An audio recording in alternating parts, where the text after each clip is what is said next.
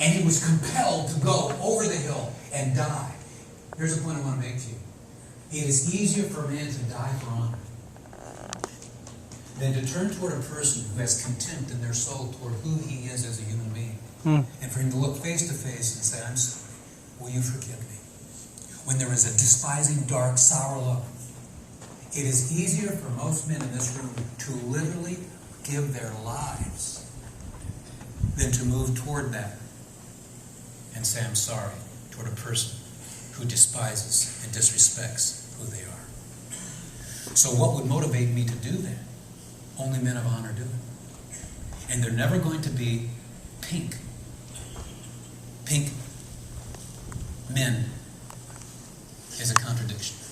God has made you blue. And so I'm going to challenge you now to be a loving man because you're a man of honor. And what I'm going to share with you will never be natural. And that's okay. I give you permission at this moment to experience this feeling. It is okay for me to feel that this is never natural. Why do you think God commanded you to be loving? Because he didn't create you to do it naturally, so you're under divine imperative.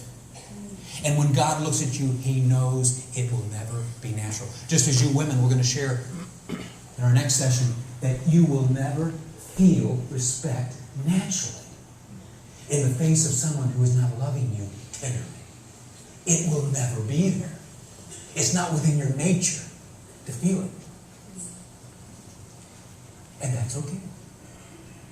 God doesn't expect you to feel it. But because you're a loving person, you seek to do the loving thing by meeting another person's need. A need that you don't have. And as a loving woman, you meet his need for respect. And as a man of respect, you meet her need for love. And it will never be easy, but it's full of power.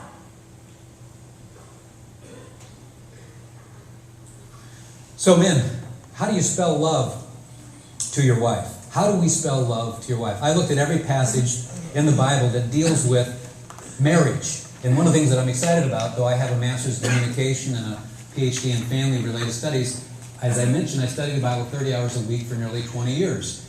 And I had the privilege then, and some people say, why do you have that many hours a week? Because I'm slow, okay? Come on. He's slow. The pastors are quicker. He just needs more time. But I had the privilege of going from Genesis through Revelation, looking at every passage that dealt with marriage.